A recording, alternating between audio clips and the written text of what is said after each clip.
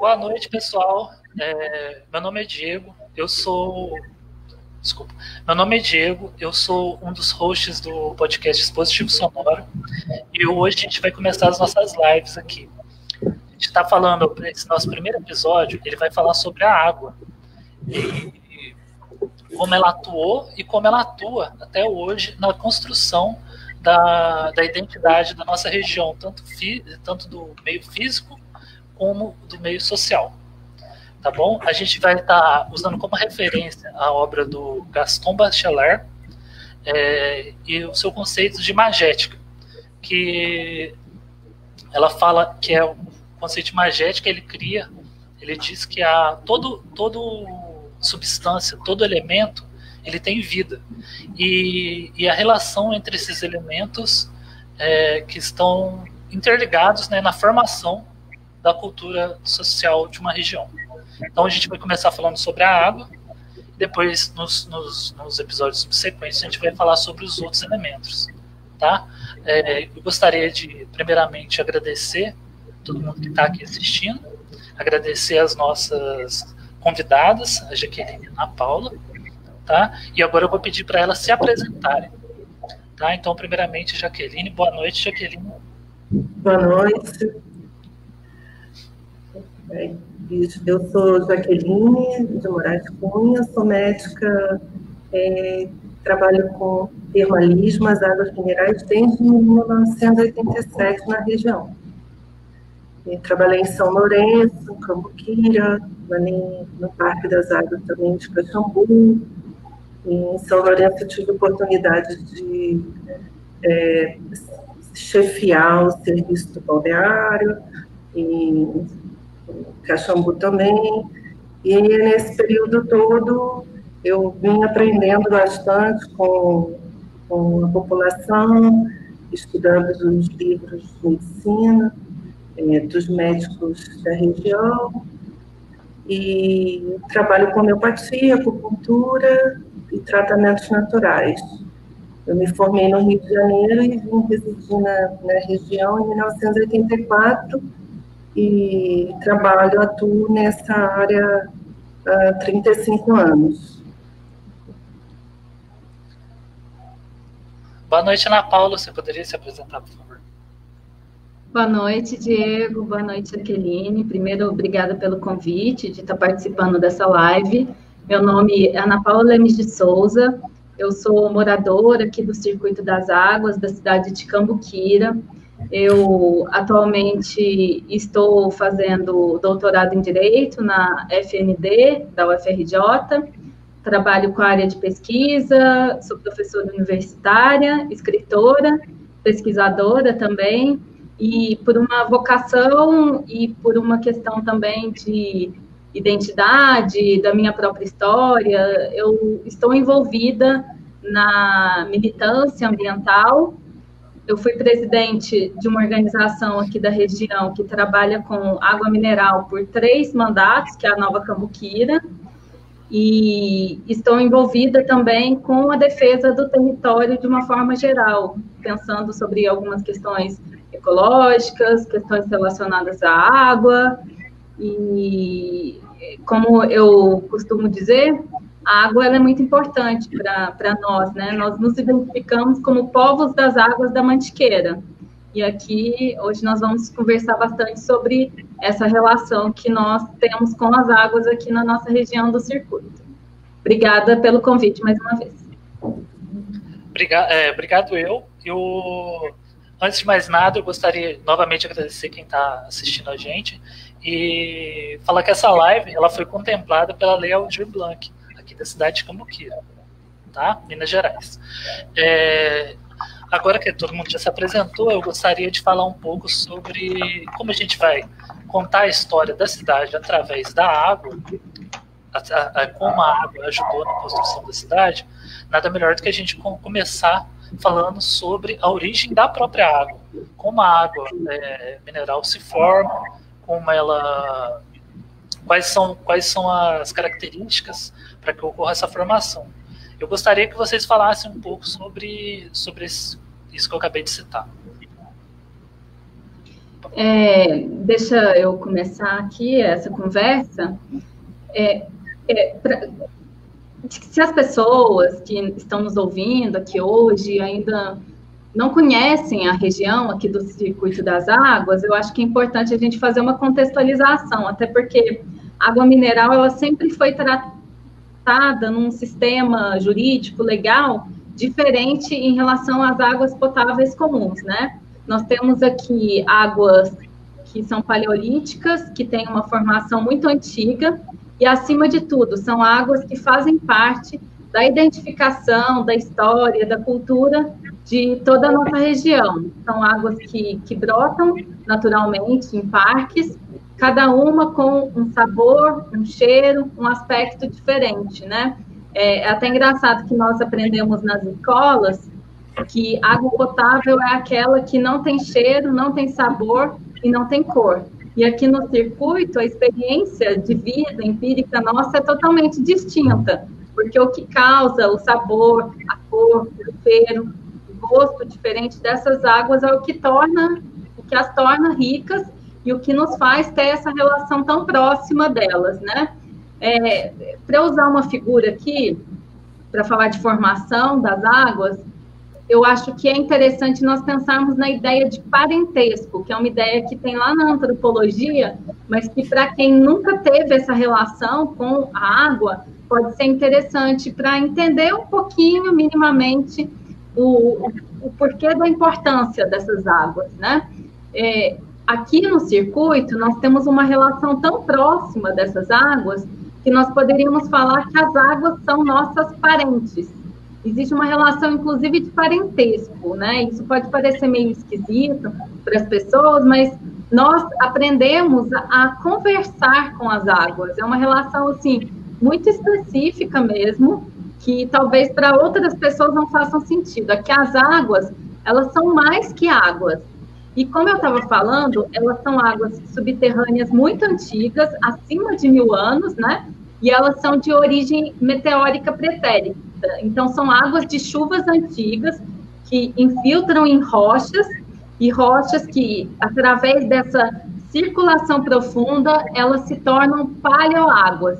Um estudo recente que foi feito tem demonstrado que as águas aqui de Cambuquira, Caxambu, Lambari, os minérios que estão ligadas a essas águas, elas têm pelo menos 30 mil anos, né? Que aconteceu essa mineralização. E essas paleoáguas, elas são de circulação profunda, elas são hipotermais, né? A frias, normalmente, aqui na nossa região. Poços de Caldas já é uma outra circunstância, e elas estão ligadas a uma faixa tectônica, né? De influência tectônica, que acabou trazendo essa mineralização, que é o que justamente torna essa água tão rica, né? E agora, indo um pouquinho mais para trás, no tempo, para assim, desenvolver também a nossa conversa, e eu acho que isso é muito importante, especialmente para o último bloco da nossa conversa, que é pensar que a água, segundo um estudo recente que foi publicado na revista Science, em 2014, da Universidade de Michigan, a água ela é mais antiga que o próprio Sol, né? Então, o Sol são 4,6 bilhões de anos, a água, então, ela nos antecede, e se nós sabermos cuidar e valorizar como devemos tratar esse bem, né, com esses cuidados, com esse afeto, nós esperamos que ela continue existindo também após essa rápida passagem dos humanos pela Terra, né? Você tem algo a acrescentar, Jaqueline? Então, a origem da vida, né, é a água. Nós nascemos numa bolsa de água, né, no líquido amniótico. Somos gerados no útero materno dentro de uma bolsa de água, né. Então, o tratamento com água mineral é super importante, porque mais que 90% do nosso peso corporal é devido à água, né? Nós somos água. Então, e o planeta Terra também é água, né? Então, acho que é muito bonito que a Ana Paula falou, né? Que a hidratação, a cura pela água é, assim, fundamental, né? E com águas minerais, com essa riqueza que nós temos aqui, então está explicado aí o porquê que existem curas, né, milagrosas quando as pessoas vêm para essa região para usufruir das águas minerais. Sim. Falando um pouco sobre aqui, quem por um acaso não conheça a nossa cidade aqui de Cumquira, a gente tem aqui no parque, a gente tem várias, como pode dizer assim, vários sabores diferentes de água, cada uma com uma composição química diferente. E cada uma dessas águas com essas composições químicas diferentes, elas também têm características que ajudam no tratamento de doenças e tal, no tratamento de doenças tanto físicas e psicológicas também. Tem o lítio na água do Barracão, se não me engano, né? E eu queria saber se vocês têm algo a adicionar em relação a essas características químicas das águas aqui e por que tem essa diferenciação entre, igual a Jaqueline estava falando com a gente no off, que essa diferenciação delas, que mesmo estando tão perto uma da outra, elas têm características tão diferentes. Então, dependendo do trajeto da água, por onde ela atravessa, a gente chama do processo de lixiviação.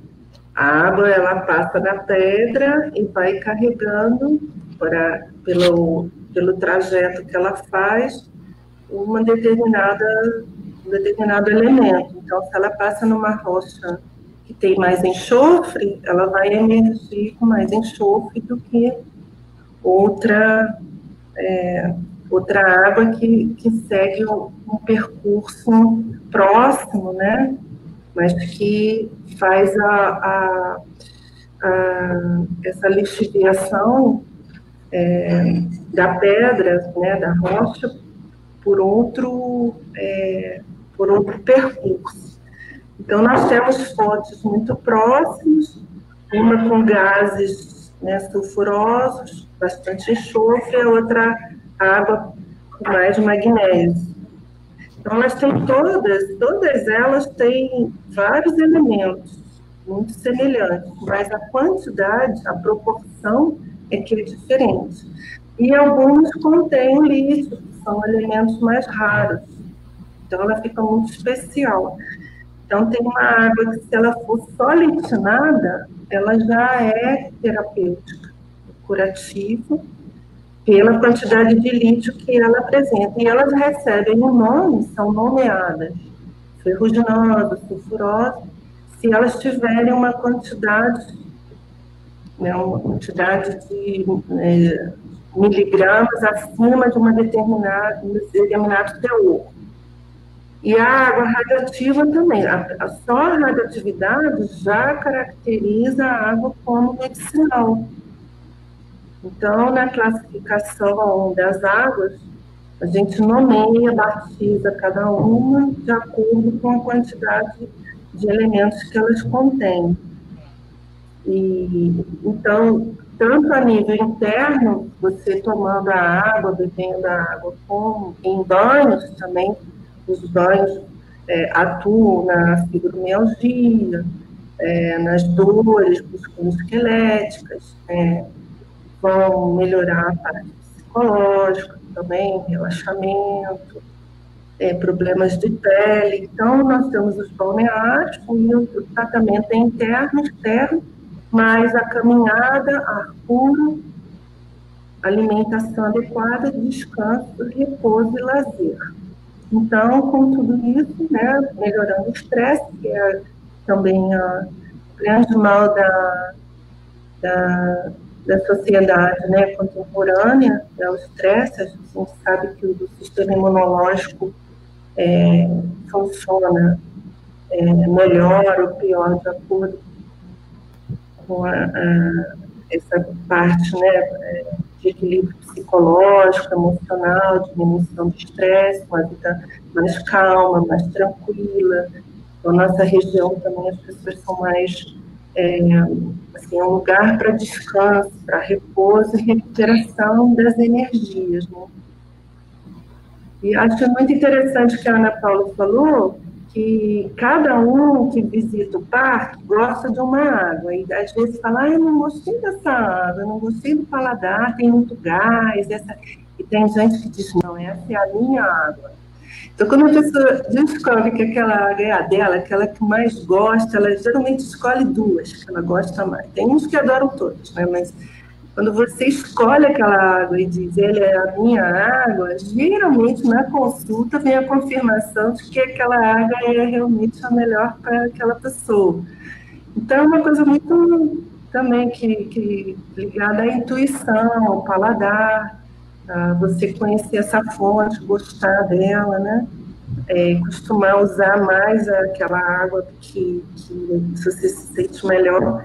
Eu achei muito interessante isso que a Ana Paula falou. A minha é ferruginosa. É o que eu mais gosto. A minha é magnesiana. Para quem não é de Cambuqueira, venha aí visitar para vocês tirarem as suas próprias conclusões. Ô Diego, só acrescentar uma coisa ao que eu falei. As águas, então, como eu costumo explicar para as pessoas, ela tem uma origem alienígena, né? Nós podemos entender as águas como arquifóssil, que estavam aqui antes da gente chegar e provavelmente vão continuar depois de nós desaparecermos aqui da face desse pequeno planeta que nós chamamos de Terra e que é a única casa habitável. Mas, então, esses minérios, eles são de origem vulcânica, e a água, eu acho que é importante a gente lembrar isso, ela é um recurso hídrico renovável, se for respeitado o seu ciclo, a sua relação. E ela está ligada, as nossas águas aqui, também aos volumes anuais de recarga natural desse aquífero, que está muito relacionado à pluviometria. Então, a partir do momento, né, que se estabelecem cidades, que você impede, que você interfere, que você superexplora essa água, isso gera um reflexo também, né? Aqui em Cambuquira, nós estamos numa região serrana da Mantiqueira, e estamos numa depressão do Rio Verde, né? A maior parte aqui das instâncias estão ligadas a essa depressão do Rio Verde, e segundo esses estudos também está demonstrando que tudo que acontece na Mantiqueira, nessa área que é uma área de recarga, né, porque são águas de chuvas antigas, mas que são constantemente recompostas se for respeitado o seu ciclo hidrogeológico. Então, tudo que acontece na Serra da Mantiqueira, enfim, desmatamento, tudo que acontece está muito relacionado, né? Porque hoje nós sabemos que existem os rios voadores na Amazônia e o desmatamento está causando uma interferência nisso. Grande parte da água doce, potável, está lá na região amazônica, e a maior parte de chuvas e do equilíbrio está também relacionado à floresta, né? Então, é muito interessante, eu acho que é um momento também de nós olharmos com uma certa simplicidade e humildade para nós conseguirmos minimamente proteger ou cuidar daquilo que nos foi dado de uma forma gratuita pela Mãe Terra, né?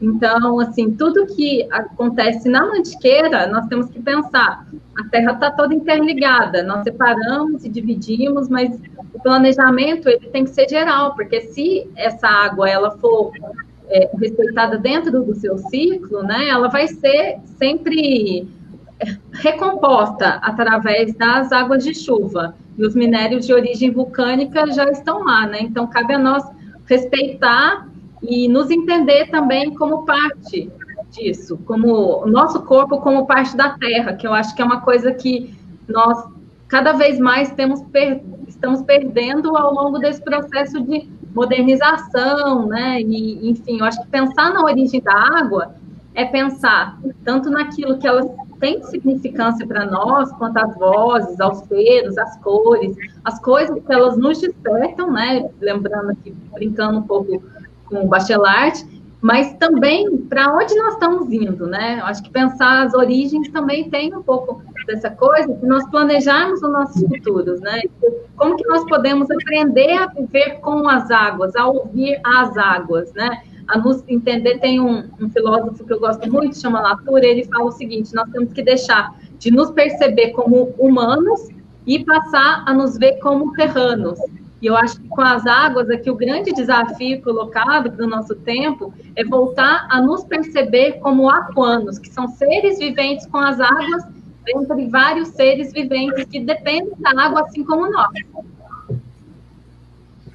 Muito interessante essa sua colocação. A gente realmente precisa aqui olhar para o futuro, né? Porque nossa principal riqueza, tanto aqui da cidade como do nosso planeta, do nosso país, é a água, e a gente vê que dia após dia a gente está perdendo mecanismos de proteção, né, para a preservação da água e a preservação do nosso futuro. Eu gostaria de pedir para... Estou gostando de ver a participação de todo mundo aí embaixo. A gente vai fazer o seguinte: a gente tem mais 2 blocos, onde a gente vai falar um pouquinho mais agora sobre assuntos relacionados à água, e a gente vai deixar uns minutinhos no final para que seja mandado perguntas, tá? Aí depois que a gente terminar aqui esses 2 blocos, quem quiser mandar pergunta pode mandar, que as nossas convidadas vão poder responder, tá bom? Então a gente vai passar agora para o segundo bloco, onde a gente vai falar um pouco sobre como a água ela ajudou na criação do nosso espaço social aqui, e especialmente da nossa cidade de Cambuquira, e de um modo mais geral do Circuito das Águas. Eu queria saber de vocês como que a água, essa água que a gente tem, essa água especial que a gente tem aqui, ela está relacionada com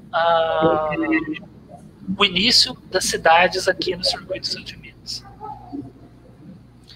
Eu queria que você começasse, Ana Paula. Tá ótimo. As perguntas vão ficar para depois? Que tem 2 perguntas aí, eu acho, já. Desculpa, deixa eu dar uma olhada aqui. Uma das perguntas é sobre a diferença de composição e uso terapêutico entre as águas aqui do circuito, e também uma pergunta sobre se o sabor das águas ele realmente está se perdendo no decorrer do tempo. Ah, sim, vi aqui, tá certo. Tudo bem, se quiser. Então, vamos fazer o seguinte: a gente faz essas 2 perguntas e as próximas que vier a gente responde no final. Tá certo. Eu acho que a primeira, acho que é bom a Jaqueline responder, né, sobre as diferenças de composição e uso terapêutico, se é muito diferente de Cambuquira, porque ela já trabalhou em Cambuquira, Caxambu, Lambari, se existem diferenças consideráveis em relação à composição das águas. Aí a segunda eu posso responder. Então, as águas minerais da região, elas, como eu falei, são muito semelhantes, mas a proporção de radônio, de uma radiação mais leve, a outra tem uma radiação mais forte, uma tem mais ferro, outra tem uma quantidade menor.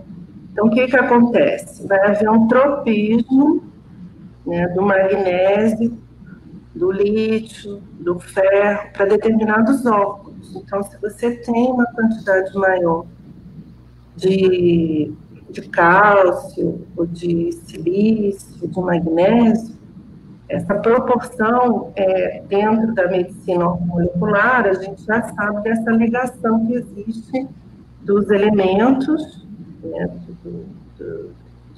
até os oligoelementos, que às vezes um elemento numa quantidade muito pequena, ele tem capacidade terapêutica. Não precisamos ter um teor muito grande E a propriedade medicinal é porque você toma água em jejum. Então, você assimila melhor um elemento de uma forma suave do que se você tomar um ferro comprimido ou lítio numa dose, né, feita num laboratório alopático. Então, nós temos a natureza curando e a semelhança do nosso organismo com a natureza. Então, esses elementos são absorvidos, assimilados no nosso corpo, junto com a radiação, porque o radônio, a radiação, ele também é um carro-chefe na terapia. Então, a água termal, a temperatura, aliada à água, porque esses elementos, por isso que a água é viva, a água cura porque ela é viva. Esses elementos foram acumulados dentro dessa água ao longo de vários anos. Então, a água chega na emergência com muita energia vital, né? Porque os elementos estão dissolvidos naquela água, e é um princípio semelhante da homeopatia, porque eu sou homeopata. E as pessoas não acreditam que a homeopatia cura, porque é diluído em água e não tem nada, é uma aguinha. O pessoal diz também que a homeopatia é uma aguinha. Então, quando eu fui estudar as águas minerais, eu vi, nossa, tem tudo a ver, porque eu sou homeopata, minha formação.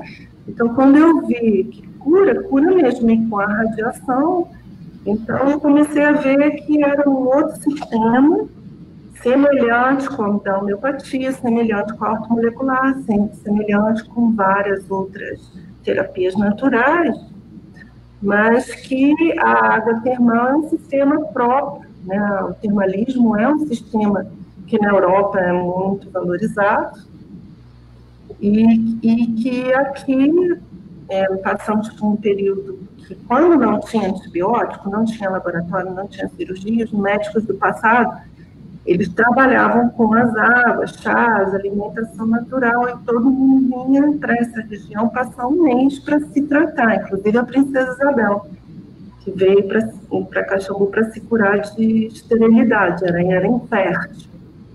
Então, quando ela soube que as águas curavam, a princesa Isabel veio para Caxambu e engravidou. Então, veio toda a corte. Então, a história de Caxambu tem a ver o quê? Com uma história da Europa. Porque na Europa, eles valorizam os banhos, as águas, as fontes. E no Brasil, não sei se é porque a gente tem muita água, tem água em todo lugar, todo mundo toma banho, rio, mar, cachoeira. Não, é diferente da Europa. Então, eles veem a água como um templo sagrado. Essa história da cultura europeia e chegando aqui, reconhecendo essas águas gasosas, e construíram, então, os balneários, as fontes, aí começou a surgir hotelaria. Mas, antes disso, os brasileiros nativos, né, que a Ana fala, né, os índios, africanos, as pessoas, os moradores, já se curavam. Havia leprosos que vinham aqui para Caxambu para se tratar das doenças de pele. Então, essa população já se beneficiava do tratamento com as fontes na região. E depois vem a família, né, imperial. Então, isso é mais a história do nascimento de Caxambu. E aí tem uma parte científica, aí começa o desenvolvimento científico. Aí, elas eram milagrosas, tinha a questão da fé, você se cura por causa da sua fé. E os médicos no passado, eles não tinham tecnologia para estudar as águas, para saber a composição, até a radiação, não sabia que havia água radioativa no Brasil. Então, a radiação vem depois, descobrem a radiação, né? Mas os médicos já sabiam que tinha água diferente naquela água. Você não consegue pegar uma água, por exemplo, aqui, né? Está até um copinho. Você pegar uma água e juntar ferro, enxofre, eu não consigo reproduzir no laboratório esta água. Mesmo colocando toda essa química, esses elementos, eu não consigo.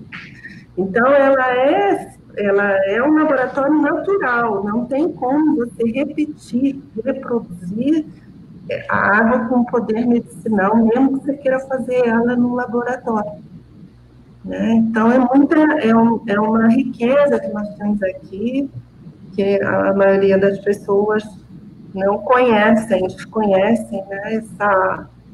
Essa diluição da água e todo esse movimento de rotação, da evolução até a emergência, misturando com todos esses gases, ela chega expandida. Então, toda essa energia vital é que cura. Ela vai atuar na nossa energia e vai desencadear todo um efeito terapêutico, a partir de tocar. E não temos que tomar em muita quantidade, não. É um copinho de água em jejum, não é ficar tomando litrão, né, de água, assim, litros e litros, como as pessoas fazem. A pessoa deve usar a água como terapia, não ficar levando para casa, porque a água radiativa, em quantidade muito grande, não é muito boa. Agora, as pessoas que nasceram aqui já estão acostumadas, adaptadas a essa água. Mas quem vem de fora, às vezes começa a tomar água e ela vai provocar algumas reações no corpo. Então, é importante ter um médico, é importante que o tratamento seja acompanhado, e como era no passado. Agora, na Europa, tem médicos, tem spas, tem faculdades de medicina que ensinam o termalismo, e no Brasil a gente ainda tem que insistir muito, né, para caminhar em direção à pesquisa, a gente sensibilizar as faculdades de medicina, criar cursos online e divulgar esse potencial medicinal. Agora, Poços de Caldas já está bem avançado em termos de pesquisa, né? E aqui nós estamos precisando desenvolver pesquisa. Sim, muito interessante. Ana, você poderia responder para a gente a segunda, que dizem que o sabor das águas se perdeu no decorrer do tempo. Ah, desculpa, já foi colocado. Obrigado. Essa pergunta ela é muito importante, porque existiu e existem relatos que houve uma mudança no sabor, na quantidade de gás dessas águas. Eu mesmo, não sei você, Diego, talvez você possa me responder, eu sinto uma diferença da gaseificação de quando eu era criança para agora. Sim. Isso para mim é muito nítido. O pessoal mais antigo aqui na cidade conta que antigamente não conseguia nem tampar a garrafa com a rolha, porque era muita gaseificação e isso explodia, assim, tinha que ter até um certo cuidado.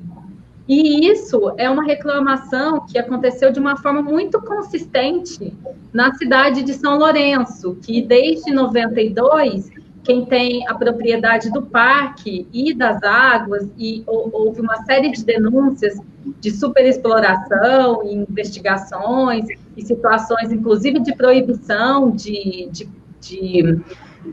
comercialização da água Pure Life, que é em São Lourenço.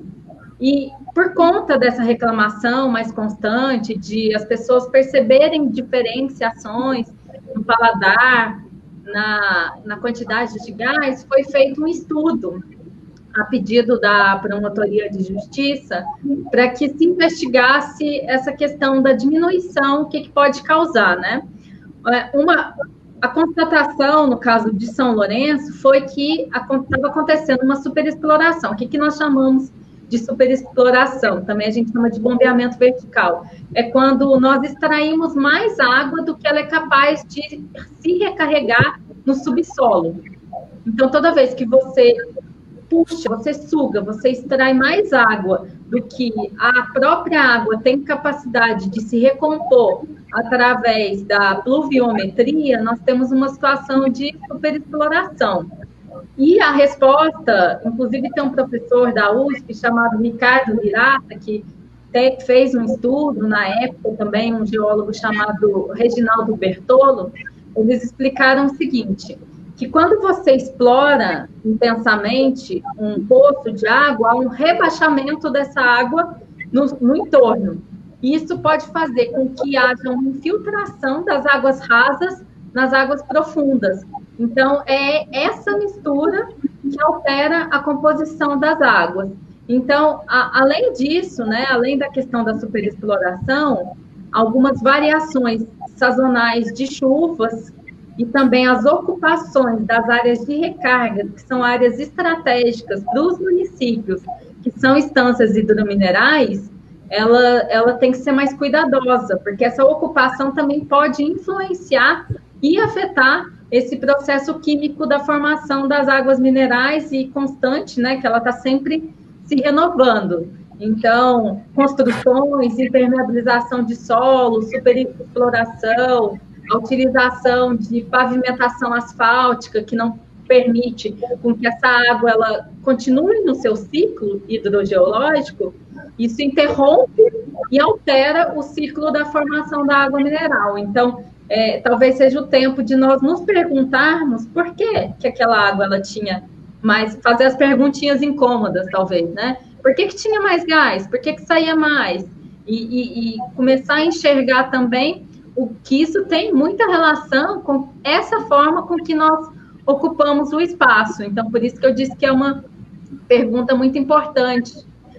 Eu já emendando, Diego, que você pediu para eu contar um pouquinho, assim, tentar resumir a história das instâncias, eu já vou emendar com isso, porque eu acho que para entender essa questão da superexploração, o modo canceroso com que nós decidimos nos relacionar com as águas, com a natureza, né, o que nós chamamos de natureza, eu acho que isso cabe um pouco para nós entendermos a questão histórica aqui da nossa região, né? Temos que pensar que as nossas águas, a nossa região, antes da chegada do colonizador, já existiam populações originárias que circulavam aqui na região da Mantiqueira. Existem algumas especulações que as nossas águas elas já eram utilizadas para fins terapêuticos e medicinais pelas populações originárias há cerca de 10 mil anos atrás. Povos, os puris, os guararis, os krenaques, todos aqueles povos, aquelas populações originárias que estiveram na Mantiqueira, possivelmente passaram aqui para a região, pela região. E essa herança, ela ficou inclusive na etimologia, no nosso linguajar, nas nossas palavras, na nossa forma de nos relacionar com as águas. Cambuquira, por exemplo. Agora eu vou falar um pouco da nossa cidade, que é o meu objeto de pesquisa, né? Principalmente é Cambuquira. Diego, eu vou te interpelar aqui, esperando que as pessoas que estejam participando na live participem dessa interação aqui conosco, certo? Okay. Você sabe o que significa Cambuquira? Desculpa, não entendi. Cortou bem na hora. O que significa Cambuquira? Sim, eu já escutei dos meus pais, dos meus avós, que Cambuquira vem do broto de abóbora. Tá, né? Na minha pesquisa, né, eu busquei responder a uma pergunta. Quais histórias que as águas contariam sobre a nossa região se elas pudessem falar? Aí você começa a descobrir coisas assim muito interessantes. Se eu te falar que Cambuquira, ela tem duas significações principais e que a nossa análise ela se torna muito mais rica se nós formos tentar entender como esses povos originários entendiam e se relacionavam com as águas e como que isso refletiu na forma, no nome que foi dada a essa localização. Aqui, lembra que eu falei que era uma área de circulação, né? Eu costumo assim brincar que Cambuquira era como se fosse uma Machu Picchu, uma região em que esses povos originários vinham em busca de uma cura espiritual, porque nesse momento ainda não existia um enlace desse saber originário pela medicina, e depois a ciência com C maiúsculo vai se apropriar desse saber, vai colocar laços higienistas e vai falar, ó, isso é ciência, mas antes disso, essa região ela já era utilizada para cura espiritual dos povos originários e também como uma forma de se aproveitar da geografia para se proteger das tribos inimigas. Existem duas vertentes linguísticas, Diego, aqui, que é a vertente linguística dos puris, que é o macro-G, e a vertente linguística do tupi, que aí eram outros povos. Para o tupi, cambuquira significa mamar no seio jovem. Olha que perspectiva e que riqueza, né? Então, quando você falava cambuquira, era como se você convidasse as pessoas para virem nessa região, se alimentarem do seio da mãe terra, de cujo seio verte a vida, que é a água. Olha que significância riquíssima, que outra forma de se relacionar, que outra forma de sonhar e de pensar a nossa relação com o espaço, né? Que é a Pachamama, a mãe. Então, a mãe como aquela que tem o seio do qual nós somos meramente filhos, né? Então, se nós agredimos essa mãe, nós também somos agredidos. Eu até brinco que aquela relação de parentesco é essa relação de parentesco que me faz, toda vez que essas águas elas são agredidas, eu possa levantar a minha voz para defendê-las, porque as águas são minhas parentes, e elas são minhas parentes como eram desses povos que passaram por aqui. Eu também estou de passagem, assim como as águas que estão escorrendo e que passam pela nossa região, também nós somos passagem, nós somos fluidos, né?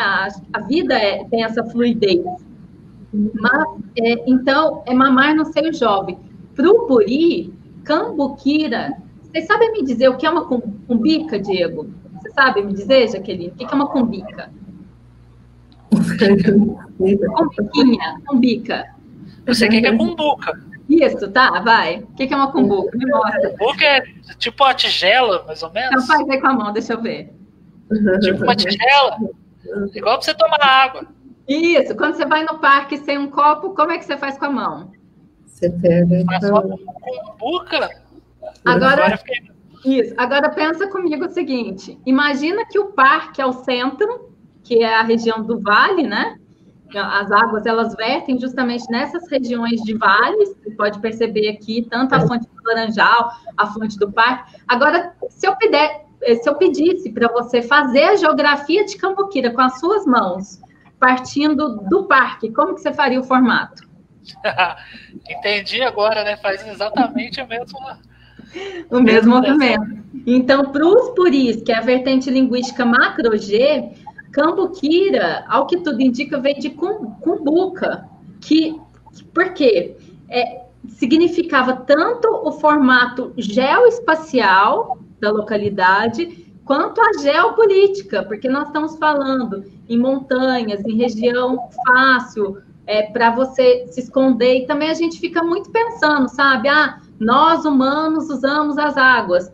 Olha que coisa interessantíssima, tem relatos de naturalistas que vieram e conheceram a região antes da colonização, que eles contam que assim como nós humanos gostamos desse paladar e dessas águas, as populações bovinas, tigres, onças, também, às vezes, se locomoviam a longas distâncias para beberem dessa água. Em Poços tem esses relatos, né, de naturalistas que estiveram lá, eles falaram, o boi, ele caminha longas distâncias porque ele prefere, talvez, ou precisa, a gente não sabe bem, dessa água. E, de repente, nós cercamos, nós muramos e falamos, olha, água, sirva a mim. E isso está muito também no imaginário, na nossa linguagem, que muita gente fala, água fica lá desperdiçando 24 horas. Gente, tudo que vem vai, né? Então, assim, esse é o ciclo da água. A água, ela, naturalmente, ela passa pelo parque, ela passa por nós e ela vai seguir o seu fluxo, né? Então, a água, ela vai começar na chuva, depois ela vai se filtrar no solo, ela vai se mineralizar, como se ela estivesse bailando e se vestindo com esses minérios. E depois ela vai ter uma queda de temperatura, vai encontrar fissuras no solo, essas fissuras ela vai chegar nos parques, dos parques elas vão seguir até encontrar pelos córregos, até chegar no mar, no rio, né? Vai desaguar lá no mar, depois ela vai continuar o seu ciclo, Então, é muito interessante ver esse processo de transformação da água também ao longo do seu ciclo. E é muito legal você pensar, né, no que isso significava para esses povos antes de nós. Eu separo o período da história das instâncias, de uma forma geral, em 4. O primeiro período é o que eu chamo de anímico, que é esse animismo de entender a Terra como mãe. E olha que legal, nós já fomos colonizados, não somos mais povos originários, fomos ocidentalizados, eurocentralizados por conta do processo extrativista e colonizador, mas nós ainda guardamos algum animismo. Quem nunca foi, que cambuquirense, que caxambuense, que lambariense, nunca foi ao parque e conversou com as águas? Quando nós éramos pequenos, nós usávamos até, assim, falávamos verbalmente, né? Tem a lenda da fonte férrea. Quem nunca foi na fonte férrea e pediu para ela jorrar? Mesmo ela que odeia. Ela me odeia.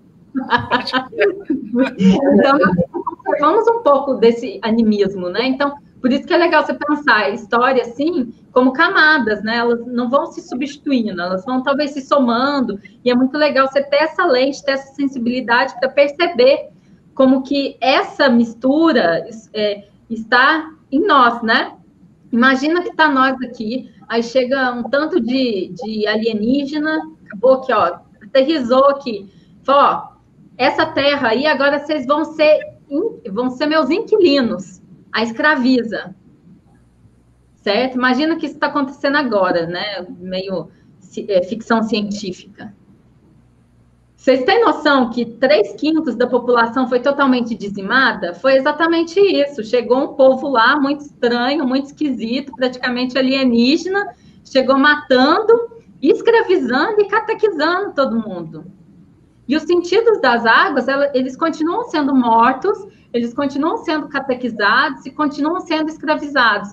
Quando a gente pega e coloca uma água que ela tem o seu próprio fluxo dentro de uma garrafa, e vendemos numa prateleira de supermercado, fala, essa água é minha, né? Essa água é minha. O que eu gerar de lucro é meu. Nós estamos escravizando. E nós continuamos também catequizando as águas, como nós catequizamos os índios.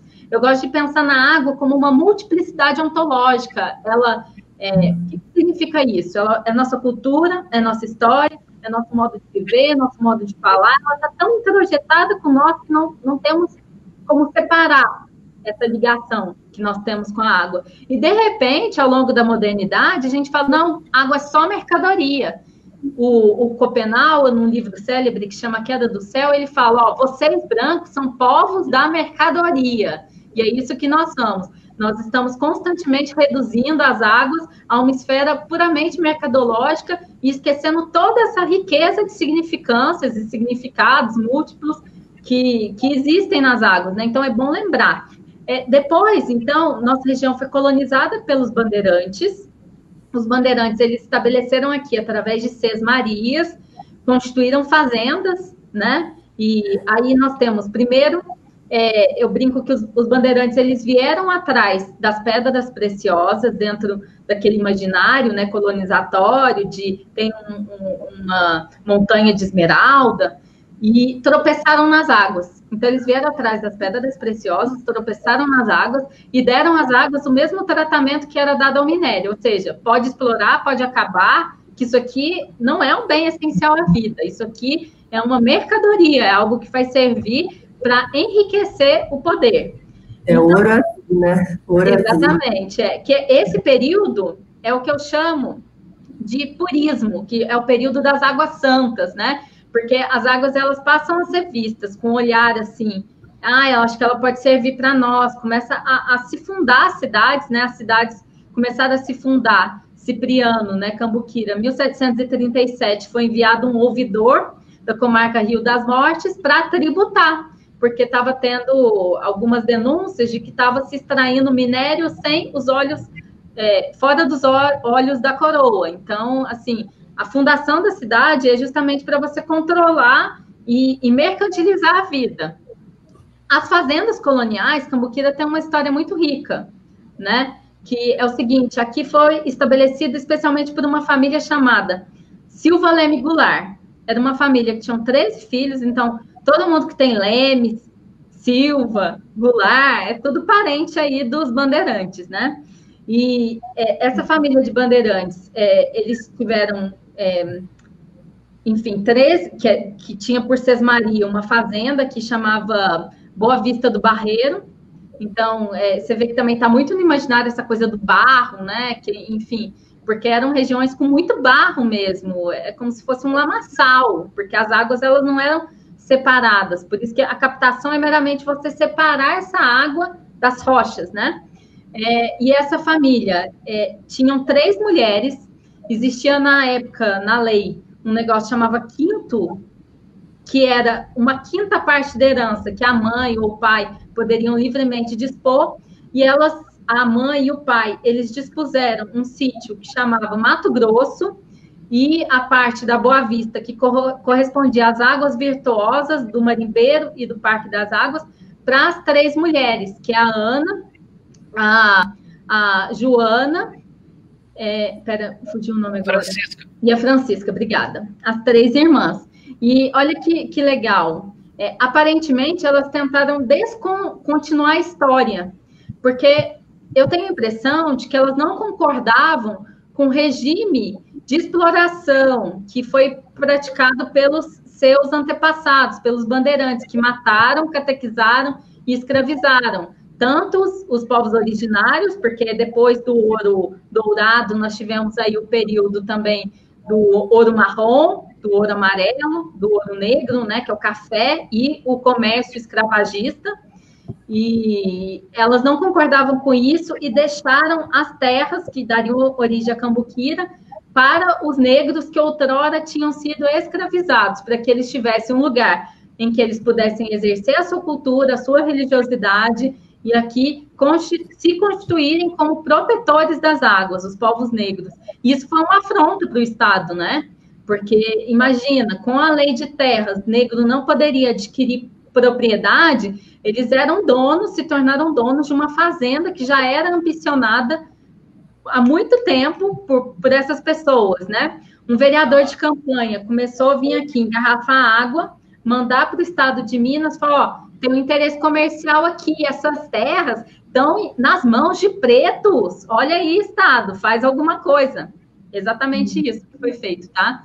E eu tô falando assim, a última das irmãs, que é a Ana Goulart, ela faleceu em 1854, a abolição da escravidão foi lá em 88, né? Então, elas eram mulheres à frente de seu tempo, porque elas tinham, assim, eram 3 irmãos, tinha uma porrada de sobrinho, uma porrada de filhos, e elas decidiram afrontar, eram afrontosas, decidiram afrontar e falar, essas terras vão ficar para eles vão ser os protetores das águas. E, enfim, eu não preciso terminar de contar, porque em 1862, ou seja, depois de 8 anos, que a última das irmãs tinham morrido, que os negros eles entrariam em posse definitiva e propriedade dessas águas, o Estado vem aqui e fala, opa, sai daí. Não, você vai fazer o quê? Aí é o que eu chamo de diáspora das águas, né? Sempre o interesse comercial expulsando as pessoas. O Estado chega, ele literalmente expulsa os povos. Tem alguns familiares herdeiros dessa família que eram donos de Cambuquira, a família, os Roques, tem outras famílias aqui, e o Estado ele expulsa esses povos daqui, joga num lugar chamado Garganta, aqui em Cambuquira, sob a promessa de pagamento de 800 mil réis, que nunca aconteceu, jamais aconteceu. E adivinha quem foi a primeira pessoa a adquirir terras em Cambuquira? Foi o vereador campanhense, que mandou as águas para o Estado, porque ele tinha um interesse, além de ver essa visão mercantilista, né, de ver tudo como mercado, também ele tinha essa visão assim, né, interesse próprio. Então, ó, anímico, o purismo das águas santas, aí começa o curista, o período curista. O período curista é quando começa a se verter as águas um poder medicamentoso, científico, né? Que tem as cadeiras de crenoterapia, que são fundadas, tem na Universidade Federal do Rio, enfim. Aí tem um autor, chama Jurandir Ferreira, ele fala que houve um casamento entre o mundanismo de Bach e o purismo de Esculápio. Porque, eu não sei se vocês sabem disso, mas aqui em Cambuquira, Caxambu, Lambari, durante um período da história do Brasil, só poderia ter cassino nas estâncias hidrominerais. Só existia cassino nas estâncias. E, enfim, girava muito dinheiro e as pessoas vinham para tratamento medicinal, né? Ficavam 21 dias e, claro, elas tinham que se divertir. Aí tem todo um comércio, uma hotelaria que é desenvolvida em torno disso. E até os anos 20, anos 30, o turismo no Brasil era exclusivamente turista. Não existia água para a praia, não. Você tinha que ir para onde o Estado te direcionava. E o Estado direcionava você para ir nas estâncias hidrominerais. Então, toda elite cultural, elite intelectual, elite financeira, né, do Brasil vinha para cá. Getúlio Vargas vinha com a sua amante, né, ficava num sítio aqui em Cambuquira. Rui Barbosa era exímio frequentador de Caxambu. Existia assim, Elis Regina também já cantou em cassinos, né? Existe todo um período de ouro que assim está no imaginário da população, mas que era um retrato, né, dessas desigualdades, dessas diferenças. Aqui era assim, era uma cidade higienista, podemos dizer assim, que separava mesmo, que roubou a terra dos negros e que se estabeleceu através desse poder econômico. Aí o que acontece? Em 47, o Baco, que é o deus do divertimento, das alegrias, dos prazeres corpóreos, ele é retirado, porque Gaspar Dutra, em 47, ele proibiu os jogos de azar no Brasil, a pedido da Maria, que era sua esposa. Tem toda uma questão também super interessante nesse relato, que eu não vou me estender aqui. Então, o Esculápio não conseguiu se sustentar sozinho, né? Enfim, o mundanismo do Baco, ou seja, as cidades elas não se sustentaram sem o cassino. E o que aconteceu também? Logo depois da Primeira Guerra, houve o desenvolvimento da penicilina, da indústria farmacêutica, quando a medicina ela deixa de ser essa cura dos corpos para se tornar uma agenciadora, uma criadora de mercado para a indústria farmacêutica. E quando isso acontece, o que acontece? O Baco saiu, o Esculápio murchou também, né? Houve uma ruptura aí. E eu gosto de acrescentar um ingrediente novo aí, que é uma pessoa que estava esquecida aí na história das estâncias. Então, eu uso essa historinha do Jurandir, mas para acrescentar um ator novo, que é o Mercúrio, que é o deus da mercadoria. Quando o Esculápio e o Baco, eles morrem, né, o casamento é rompido, digamos que assim, o Mercúrio, ele se alimentou dos corpos putrefatos de Baco e Esculápio para mercantilizar a vida. Ficou quem? Mercúrio. Água aqui é para exportação. E tem até, assim, um processo até meio de uma certa fixação, um desejo libidinal, assim, que você vê nas estâncias, que é uma super valorização da indústria das águas. Né? Você chega em Cambuquira, você chega na pracinha, tem o quê? Uma água ali jorrando de uma garrafa que eu sou dono dessa água, essa água é uma mercadoria, né? Então, há uma mercantilização da vida, nós brancos, enquanto povos da mercadoria, que é o que está causando todo esse processo também de catástrofe climática. Nós estamos vivendo um momento de emergência climática, né? A própria Covid-19, que nos faz estar conversando, tendo essa conversa aqui por uma live, ela é engendrada dentro desse processo da destruição do mundo. Então, depois do curismo, quando morre Baco, Esculápio e fica só Mercúrio, nós temos o período industrial, que é o que eu chamo das águas gourmets, né? Então, nós estamos saindo lá das águas, que eram povos, e povos que eram as águas dos povos originários, passamos para as águas santas do purismo, depois para as águas virtuosas do purismo, e, por fim, para as águas gourmets, que é o modelo industrial, que, digamos assim, nesse modelo industrial, isso começa lá na modernidade, vai se aperfeiçoando, e, enfim, a água ela é reduzida dentro dessa multiplicidade ontológica, né, a uma constante mercantilização, ela se torna meramente um bem privado numa prateleira de supermercado. E, enfim, é terrível isso. Acho que eu falei muito. Não, que isso, foi muito interessante. Na Europa, né, tem essa origem também greco-romanos, templos, os romanos, né, criaram os primeiros balneários, Mas depois tem essa fase até que os balneários ficam mal falados, né? Porque é lugar de prazer, massagem, de exposição do corpo, onde, né? Então tem uma fase assim também, que na Europa ela vai caminhando também para um medo, né, de pegar doenças, ou, né, de promiscuidade, lugares que... Então, a Europa tem do sagrado, depois também uma outra fase em que os spas, né, que são centros de cura, os balneários também têm uma ligação com a orgia, né, que é uma coisa assim também histórica. Mas na Europa, as águas não têm um paladar muito gostoso.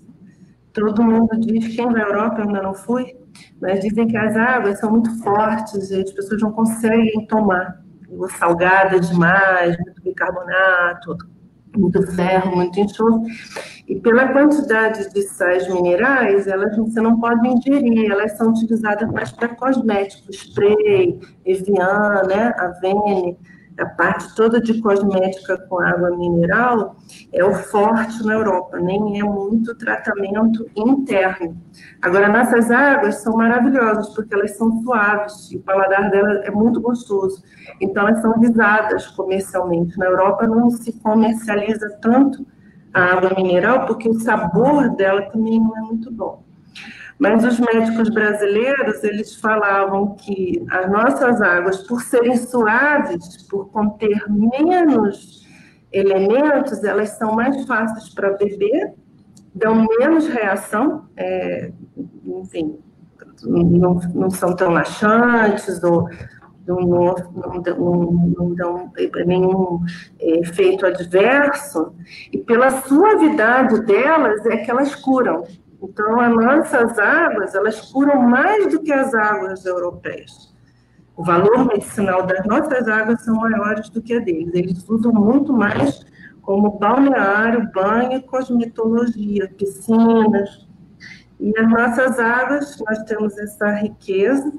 Os médicos deixaram tudo isso descrito. Enfim, e elas estão sendo perseguidas por causa disso, porque elas são de paladar muito agradável. E não são assim, porque tem menos, elas são mais suaves, então elas não curam. Ao contrário, por serem mais suaves, elas têm mais penetração dentro da célula, elas são assimiladas, absorvidas pelos rins, cérebro, neurônio, fígado, vesícula biliar, sangue, e o efeito é maravilhoso. Então, é uma contradição, né? A gente vê que tem uma questão aí, né, de comparar um pouco a Europa e o Brasil, a história, né, de cada local e o desenvolvimento econômico, né, como é que ficou essa questão, como lá eles supervalorizam os balneários, mas tem cidades lá que tem uma fonte só. Tem uma cidade tem uma fonte de água ferruginosa. É aquele não templo sagrado para eles. A cidade toda se desenvolve em cima de uma água. Meu tio, minha tia, meus padrinhos sempre iam para um spa em Eugenie, na França. E eles dizem, lá tem uma fonte com uma aguinha ferruginosa, é só isso. Mas em volta, no entorno, tem sítios, fazenda, alimentação orgânica, né? Assim, uma coisa maravilhosa. E também, dentro do que a Ana Paula falou, eu estou aqui tentando complementar, que a Ana Paula falou muita coisa bonita e interessante, eu fiquei aqui querendo, né, complementar com esse raciocínio, né, da história da Europa e do Brasil, essa diferença que a gente tem que aprofundar, né, e essa questão das águas terem a origem magmática, vulcânica também, né, porque essa água emergiu, nós estamos aqui a 800 metros de altitude, 1000 e pouco. Como é que essa água mineral emergiu, surgiu, chegou aqui nessa altitude? Dá o que pensar. Então, essa água tem essa infiltração de chuvas e tudo, mas tem a teoria magmática, vulcânica, geológica do magma, dessa água também. Por isso ela é termal, ela tem uma temperatura, e essa temperatura cai no nosso estômago a 21 graus, 22, 23, 27, e a penetração no estômago, no intestino, é perfeita em jejum, né? Então, nós temos assim, várias qualidades na água, inclusive de temperatura, que ajuda. Tem gente que toma comprimidos e comprimidos de ferro, sulfato ferroso, e não se cura de anemia. E vem aqui, toma água e fica curado. Tem gente que vem da Bahia, passar um mês aqui, né, só para tomar água ferruginosa. Tem muitos milagres e milagres, problemas de tireoide, nódulo de tireoide que sumiu, tem muita coisa assim que ocorreu a cura e a pessoa nem sabe por quê. A gente não tem uma explicação do que foi que levou à cura. Tem pacientes que falam, não vim fazer acupuntura, não vim fazer homeopatia, eu vim beber água, porque isso tudo já faço na minha cidade, né? Lá vim de Curitiba, eu falei, eu faço toda a terapia holística. Eu vim aqui para beber água. Aí veio para fazer os banhos sulfurosos, ele se curou. A esposa ligava, ele dizia, não, eu vou voltar, vou ficar. Ele falou, deve ter uma namorada lá, alguma coisa. Ele não, disse que ia voltar, que ia comprar um sítio, comprar uma casa, que ele ia se mudar de Curitiba, que ele tinha se curado. E de uma doença séria, que é a artrite reumatoide, espondilite anquilosante, ele travado, tomando cortisona. Ele largou tudo, ele andava curvado na cidade, assim, cheio de dor. Ele andava livre na calçada, eu mesma não acreditei, porque a gente, médico, a gente se surpreende com as curas. Por isso são milagrosas, né? Porque a gente não sabe em que nível elas atuam, como que essa mudança... 21 dias é como se você fosse reciclar toda a água do corpo, você vai trocar tudo, sangue, hemácias, leucócitos, o líquor, né, a água do cérebro, o fígado. Então, tem a cura de diurese, a cura da limpeza, a cura da desintoxicação, a cura da antioxidante, né, anti-envelhecimento. Então, a ciência vem aí só comprovar o que os antigos já diziam, né? Então, é muito lindo tudo isso, né? Porque a ciência, a espiritualidade, tudo a gente pode fazer um bom casamento, né? Mas conhecer a história, né, Ana Paula, é super importante para a gente entender como que está caminhando as políticas, né? Assim, essa visão econômica, a exploração da nossa água. Então, se você diz que não cura, pronto, ela vira uma água potável, uma água comum para se beber e vender, né? Porque é uma das mortes das águas. É a morte das águas. Você tira essa característica medicinal mineral, rasga todos os livros dos médicos, né? Tira todo o registro, tira toda essa história, né, desse passado. A pessoa não sabe mais que o nome do parque de Caxambu é Dr. Lisandro Guimarães. As pessoas da cidade não sabem. Não sabe. É um apagamento proposital, né, Jaqueline? Fica o Dr. Viotti, quem que é, entendeu? A rua, os médicos, assim, não existe mais. Vai apagando a memória, né? Aí vai botando, quer mudar o rótulo, né, da água de Caxambu por outro nome. Eu estava em São Lourenço quando começou essa destruição das fontes, a gente começou a ver que a água estava ficando fraquinha, até sem gosto. Aí nós fomos perguntar, né? Na época era Perrier, não era nem a Nestlé, era a época da Perrier. Aí ele disse que estavam bombeando a água, eles estavam levando para uma caixa d'água e ali indo para o engarrafamento. E estavam jogando água comum, que estava vindo para a fonte, tudo misturado.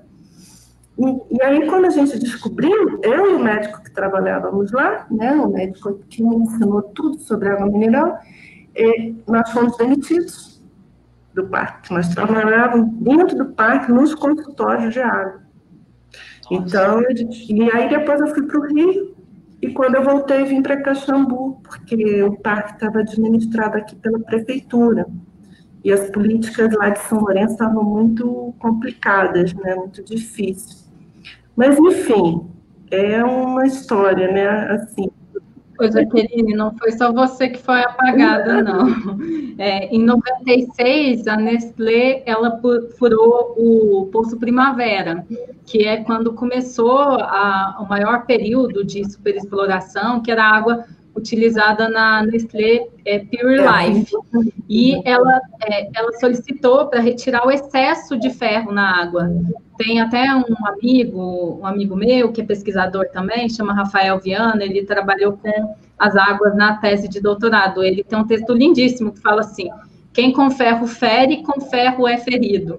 Porque nessa época o DNPM ele negou a retirada, né? Ou seja, olha que coisa curiosa. Aquilo que torna a água rica para nós, para Nestlé, era justamente o que não permitia que ela fosse mercantilizada. Então, por um processo de osmose reversa, ela começou a retirar o excesso de água, que é justamente a existência dele que nos traz alegria, que nos traz esse afeto pelas águas. Aí ele passou, o DNPM na época passou o caso para a Anvisa, e em abril de 2001 teve uma ação do Ministério Público pedindo o fim da extração da água no Poço Primavera. Em 99, o CPRM, que é a Companhia de Pesquisas de Recursos Minerais, que é uma empresa federal, começou a apontar que estava acontecendo mudanças qualitativas e quantitativas das águas minerais em virtude da superexploração desse aquífero, tanto da fonte Oriente quanto da Primavera. O DNPM ele ordenou a paralisação. A Magnesiana, nessa época, ela passou por um período de total secagem, né? E algumas das outras fontes começaram a ter uma queda drástica de vazão em 2008. E olha só, sabe, assim, eu brinco que são a morte dos portadores de notícias ruins. Nós passamos recentemente com o Ricardo, do INPE, apontando o desmatamento da Amazônia, e nós aqui no circuito passamos por uma situação muito parecida, porque na época o presidente do DNPM era um geógrafo chamado Adelino Gregório Alves, e ele apontou num estudo o caso Nestlé, em 98, tá? Ele falou que se as águas continuarem sendo exploradas na forma como estavam, ela duraria apenas 20 anos, ou seja, em 2018, a fonte de São Lourenço, ela não teria mais água, em virtude dessa superexploração. Depois dele publicar esse estudo, 4 meses depois, ele teve uma morte simbólica, ele perdeu, foi exonerado do cargo, ele era um dos geógrafos mais conhecidos e mais capacitados do Brasil. E, curiosamente, esse fatídico ano de 2018, é justamente em 2018 que tem o MST Mulheres, que invade a fábrica de envase da Nestlé, num protesto muito interessante, que aconteceu simultâneo ao Fórum Mundial das Águas e também ao Fórum Alternativo das Águas, que foi um contexto também que gestou o nosso Fórum Alternativo das Águas Minerais. E, em 2018, a Nestlé, ela vende a licença da marca São Lourenço em instalações e o parque, porque lá o parque é privado, para Indaiá Minalba, que é do grupo Edson Queiroz, que está envolvido com a Coca-Cola e que tem, enfim, uma joint venture reconhecida mundialmente pela exploração predatória e extrativista das águas minerais. Então, quando eu brinco que nós estamos em guerra, mesmo que seja uma guerra simbólica, uma morte simbólica, eu não estou de brincadeira. Nós estamos vivendo uma guerra das águas e a tendência é que essa guerra, cada vez ela se torne mais complicada, mais delicada. E é uma guerra de mundos. Quando eu falo, essa água aqui, ela é uma mercadoria, e, por outro lado, os povos das águas falam, não, essa água é um bem essencial à vida, ele faz parte do meu corpo, da minha história. Você tem uma guerra de mundos, não uma guerra linguística, é uma guerra de mundos, de ontologia mesmo. Tem uma anedota do Quevedo, que era um cronista espanhol do século XVI, essa historinha é contada pelo Lévi-Strauss num livro chamado Raça e História. Ele fala que os colonos espanhóis, na época da colonização, começaram a matar os índios porque eles faziam a seguinte pergunta: será que os índios têm alma? Era até um processo assim, era uma comissão de inquérito que vinha, que era composta por padres e teólogos, e esses padres, como se fossem psicanalistas, né, uns proto-psicanalistas, vinham lá investigar se o índio tinha ou não tinha alma, apesar da aparência de gente. E os indígenas, por sua vez, eles pegavam os espanhóis, aqueles poucos que eles conseguiriam capturar, e eles matavam esses espanhóis para ver se o corpo apodrecia. Aí eles falavam: uai, será que ele é gente? Ou será que é um espírito? Aí você vê, assim, tantos brancos, né, os colonizadores estão buscando se os índios têm alma, a preocupação dos índios é se eles eram gente, se eles tinham corpo, se o corpo apodrecia. Então, é uma diferença de mundos, e é uma diferença de mundos que se choca nesse período da colonização, quando, como eu falei, uma boa parte da humanidade, dos povos viventes, na época, foi completamente dizimada, e essa guerra continua até hoje. Nós temos que nos reconhecer como partícipes dessa guerra das águas e aprender a nos equipar cada vez mais de ferramentas, de conhecimento, para saber que moramos em um lugar que é riquíssimo, um lugar privilegiado no mundo inteiro, e que o nosso bem ele é ambicionado e será cada vez mais ambicionado. Só para fechar esse raciocínio, tem a Nova Cambuquira. Quando aconteceu o caso da Nestlé, foi chamado um homem, que ele é embaixador da Unesco, chamado Mark Pokinic, para que ele fizesse um estudo aqui no circuito, partindo de São Lourenço, sobre a questão da ocupação territorial. E assim como na acupuntura, ele faz a acupuntura da terra. Ele entende que os espaços, assim como as pessoas, possuem sua própria história, seus próprios afetos e seus próprios sentimentos, que é uma união, um somatório de todos os afetos dos seres viventes que vivem naquele espaço. E ele falou uma coisa assim, muito interessante, falou o seguinte, que a região do Circuito das Águas da Mantiqueira é uma região importantíssima para o equilíbrio, para a termodinâmica da vida no planeta Terra, que é importante não só aqui na região ou no Brasil, é importante para Pachamama, para Gaia. É uma região, assim, que é muito, muito importante mesmo para a manutenção da biodiversidade, enfim, riquíssima em águas e riquíssima em vida por conta disso. E ele fez um estudo é uma frase do positivismo, que nós ficamos só com a ordem e com o progresso. Mas não sei se vocês conhecem, tem até um movimento bonitinho, fala assim: bota amor nessa bandeira, né? Porque nós ficamos aqui com a frase só da ordem do progresso. E ele falou o seguinte, que São Lourenço é o centro desse aquífero, e justamente por ser o centro, é o lugar que é mais agredido. Lambari é o amor, Caxambu é a ordem, e Cambuquira é o progresso.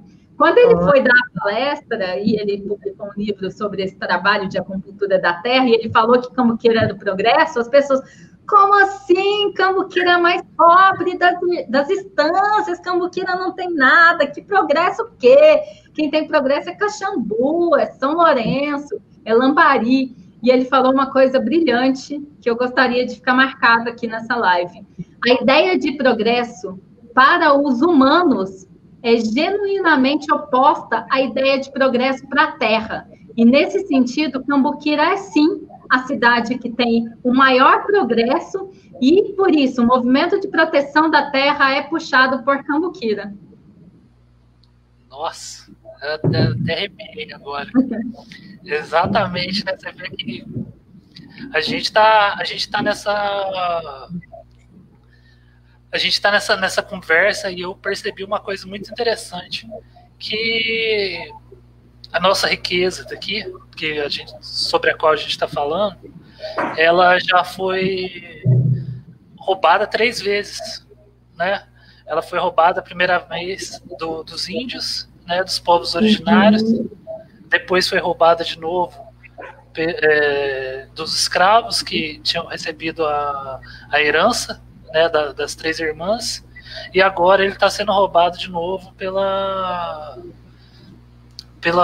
ganância, né, pela essa vontade de como a Ana falou, de transformar ele num produto. É uma coisa que a gente vai ter que lutar contra. A Ana faz um papel excelente nessa luta. E é uma coisa que a gente tem que ver, que é nosso plano de batalha, ele tem que estar acontecendo hoje, ele tem que acontecer amanhã. E eu queria saber de vocês o que vocês veem para o futuro das águas aqui na região, e aqui no Circuito das Águas, e especialmente em Cambuquira. Pode começar, Ana Paula. Vai. As duas ficam Eu acho que vai ser a Jaqueline, porque eu estou falando muito. Tá, então vai, Jaqueline. Eu falou algumas coisas. Aqui em Caxambu está acontecendo a criação do Parque Ecológico, né? O parque é a área de proteção ambiental, que é uma luta, né, da Ampara, a luta da Maria Antônia, de como tem o Parque Estadual lá do Papagaio, né, do Pico do Papagaio e Aruoca. Aqui em Caxambu também tem um projeto de um parque ecológico, de você criar esse espaço de preservação das matas, da natureza, porque senão a água vai secar. Não adianta preservar só o parque, se você não preservar as matas, ou continuar desmatamento, construção de casas, e a cidade expandindo, né, a construção também de edifícios, a questão de preservação da região, né, uma construção ecológica, projetos ecológicos, arquitetônicos, como teve a construção de um supermercado próximo à Fonte Leopoldina, teve todo um estudo para construir o supermercado, ele é suspenso, a questão toda de esgoto, banheiro. Então, isso é uma coisa séria, né, que é o estudo de projetos de construção baseado em sustentabilidade, preservação do meio ambiente.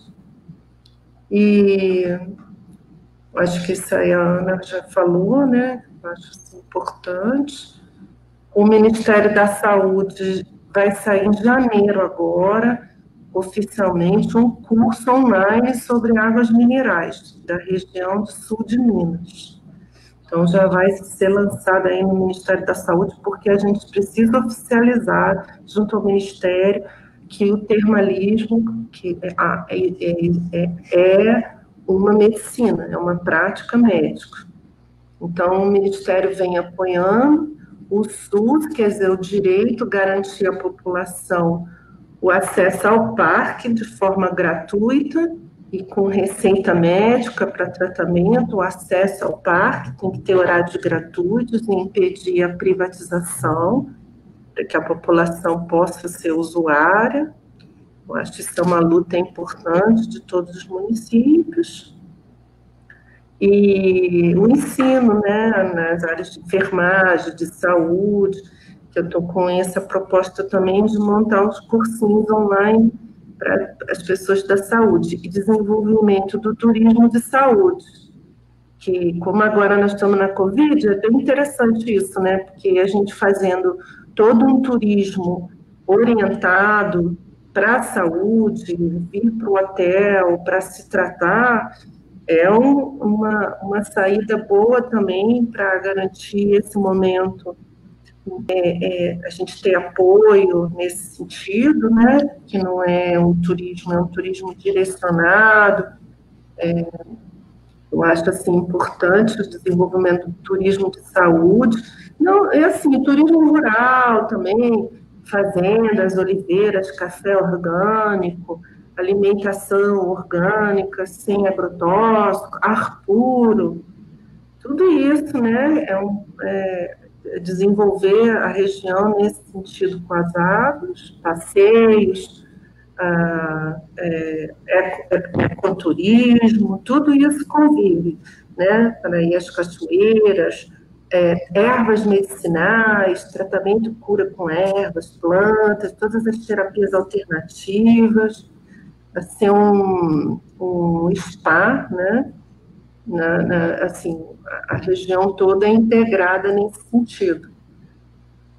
Então, assim, acho que são as ideias que eu tenho para o desenvolvimento e a gente nos unirmos, né, com um grupo de pessoas com esse interesse e o desenvolvimento sustentável. Cuidado com a questão do lixo, né, tudo isso, né, onde que estão jogando lixo, os rios, porque está tudo interligado, como a Ana falou.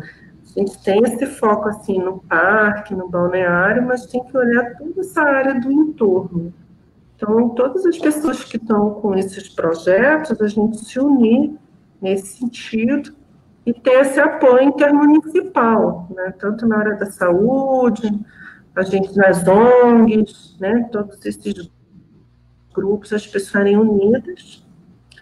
E eu estou já com 60 anos, estou formada há 35 nessa luta, e eu acho muito importante vocês jovens, né, mas estão aí nessa, eu poder apoiar, né, vocês nesse sentido, com as minhas vivências, experiências, mas vocês, há uma necessidade grande de uma atuação política, né, em defesa das águas, participação da população, porque a origem dessas cidades todas da região são em torno das águas. Eu morei em Passa Quatro também, 4 anos. Agora, as águas lá são tório-ativas. Então, precisa estudar se tem urânio, se tem tório, se tem rádio. Então, tem geólogos, universidades, pesquisadores, pessoas que vêm para fazer mestrado. Tem um laboratório de análise de águas, fazer um núcleo de pesquisa, porque é multiprofissional, né? São várias pessoas, não é só o médico. As pessoas falam assim, por que você não faz isso, não faz aquilo? É porque, né, uma andorinha não faz verão, né? Precisa de muita gente, uma equipe, né? Para a gente poder estar trabalhando junto. Tem geólogos, pesquisadores, muita gente, né? Para a gente seguir nessa direção, nessa vertente.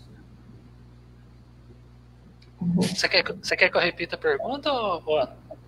Você lembra? Não precisa não, está tranquilo. Como nós estávamos conversando, tudo que eu falei aqui da história, né, que eu falei das águas santas, depois das águas virtuosas, depois das águas gourmets, nós podemos entender como processos de subjetivação das águas, né? São mundos, como eu usei essa palavrinha, parece ser muito complexo, né? Mas a redução da multiplicidade ontológica das águas, ou seja, desses mundos todos da água, em uma esfera mercadológica.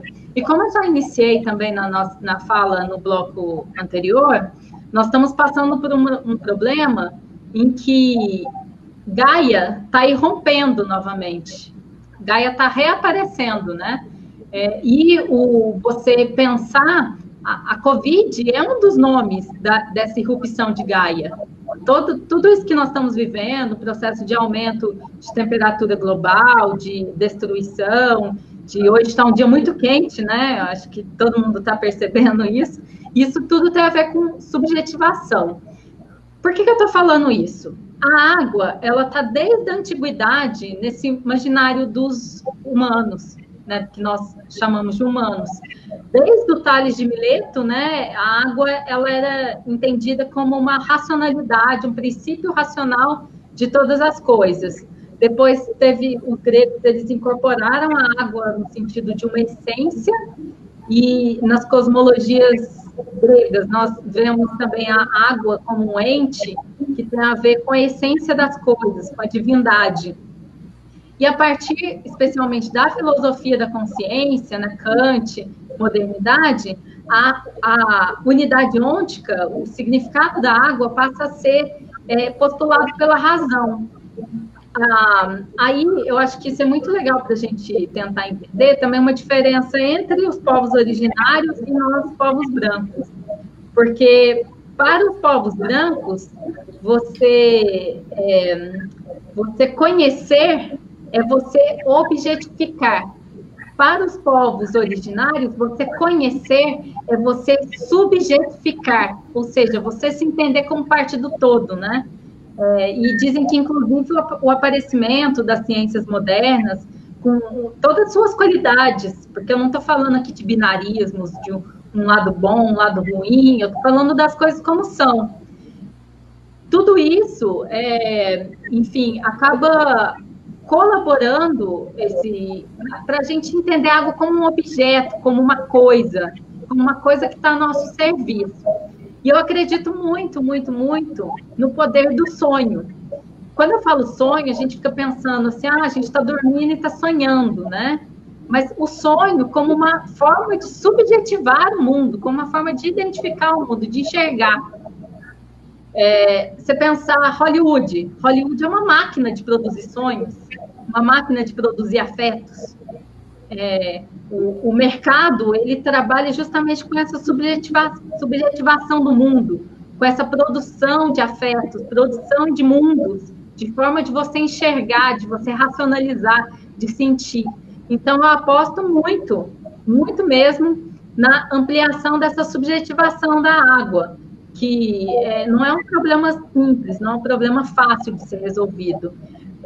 E falando de catástrofe climática também, nós temos que pensar que aquela frase do punk, no future, nunca fez tanto sentido, né? Mas isso também não pode nos imobilizar no sentido de não nos permitir sonhar, imaginar outros futuros, outros possíveis e trazer esses outros possíveis. Eu acho que muito mais, já que estamos falando de objetificar, muito mais do que falar sobre águas, nós temos que aprender a falar com as águas, a ouvir as águas.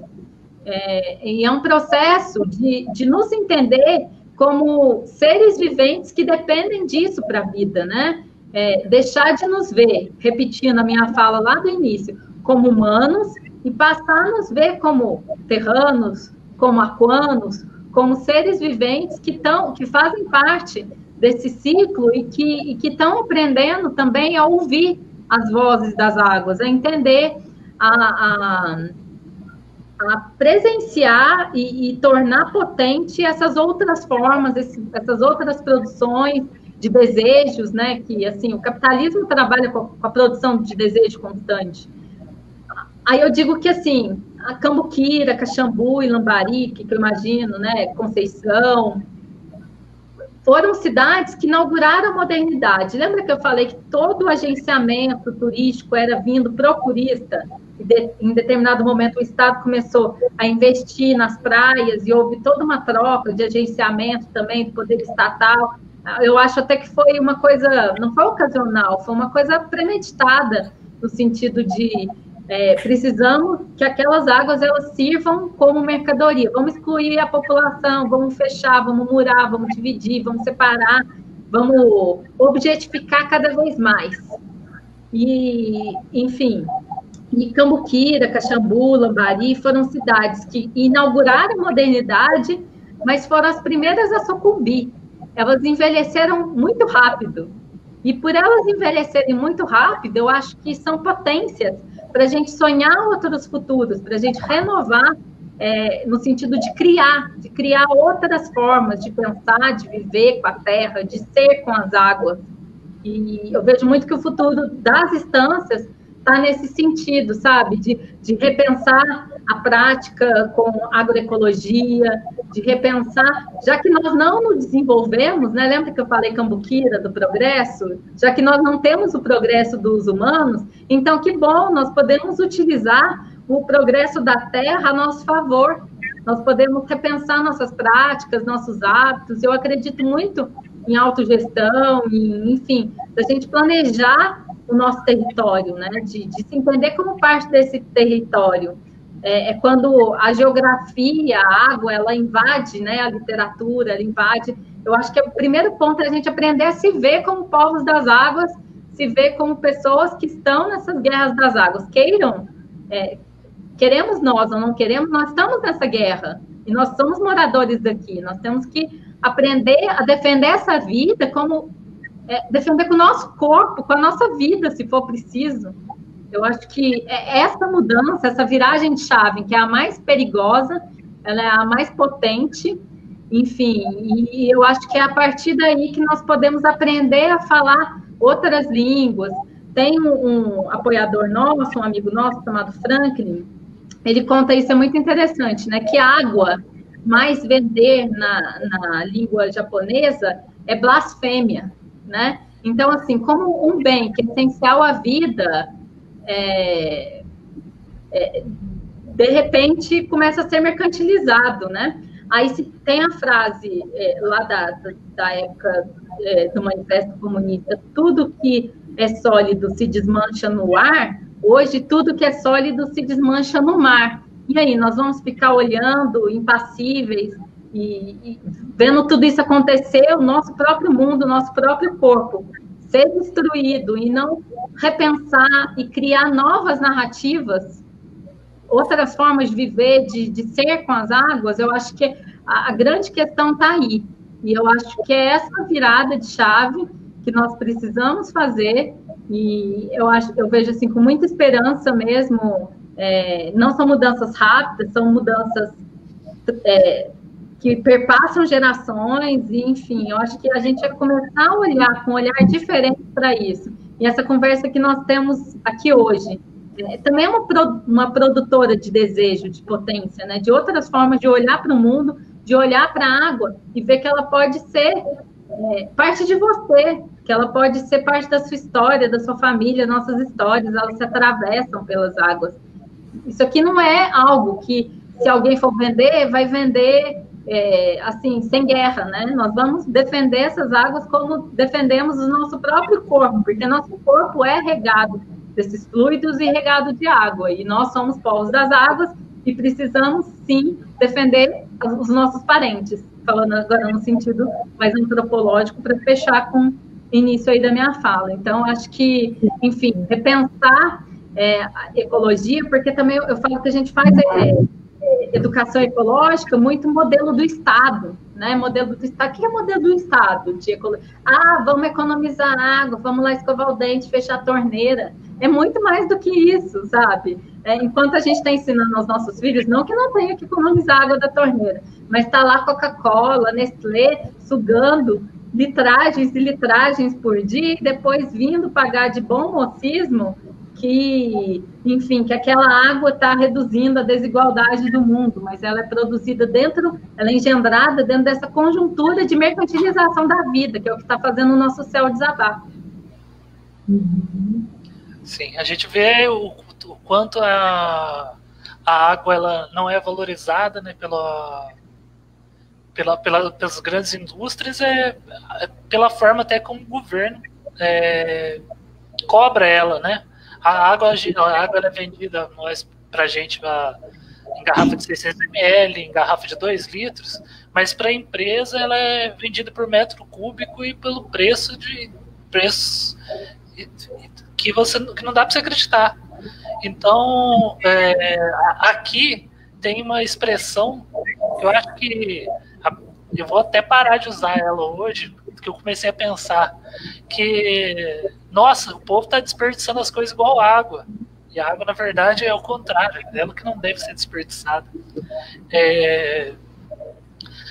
A gente passou pelas 3 partes que a gente tinha proposto aqui fazer hoje. Eu agradeço todo mundo que está assistindo, e a gente quer saber se vocês têm alguma pergunta para mandar. Já até apareceu aqui, ó. Tem cidade no circuito em que as pessoas não conhecem nem o ciclo natural dessas águas. Falar de origem vulcânica, então, nem as pessoas daqui concebem muito bem. Não seria o caso do termalismo receber um espaço no currículo escolar de cidades da região? Posso falar uma coisa? Aqui em Cambuquira, sobre essa fala, eu redigi um projeto de lei que foi apresentado pelo Heraldo, foi em 2019, que institui justamente o tema meio ambiente e águas minerais no currículo das escolas municipais. Mas, enfim, está lá, mas eu acho que muita coisa depende muito mais do que lei, né? E, infelizmente, a conjuntura ela não é positiva no sentido de enxergar outras potências da água. Eu acho que isso é super importante, assim, a Nova Cambuquira, a Caxambu Mais, a Ampara, as organizações que fazem trabalhos belíssimos aqui na nossa região do Circuito das Águas, têm se dedicado muito a essa questão. Caxambu teve avanços muito importantes recentemente nessa questão. Eu até estou trabalhando junto com uma antropóloga de Caxambu, a Mariana, e o Lucas Canestri, também é um pesquisador da UFLA. Ele fez um trabalho agora, acabou de defender a tese sobre coletores de água, interessantíssimo, né? Que a gente não tem essa noção de que é uma questão de estudo antropológico, essa relação de coleta das águas. O trabalho dele até serviu um pouco também para despertar essa live, né, Diego? Enfim, e é muito, muito legal, e a gente está trabalhando no dossiê de registro do tombamento. Eu também acho que esse é um bom caminho, o tombamento das águas. Nós planejamos fazer o tombamento das águas a nível municipal, não só dos parques, mas do hábito de pegar água, de coletar água, né, para dialogar um pouco com o trabalho do Lucas. Depois a nível estadual, depois federal, e nós pretendemos que a região do Circuito das Águas seja tombada como um patrimônio da humanidade, lá pela Unesco. Nós vamos chegar lá, não sei quando, mas, enfim, estamos trabalhando para que isso aconteça, né? Que, enfim, até a gente não gosta muito desse nome patrimônio. Nós fizemos um seminário aqui e foi proposto por um professor da Universidade de Berna, uma palavra lindíssima, a gente parar de falar em patrimônio e falar em matrimônio, né? Para remeter a questão da mãe. Então, nós pretendemos tombar esse matrimônio. Lá em Caxambu, a gente já fez o dossiê do registro, mas vocês vão ficar vocês vão assustar na hora que eu contar para vocês.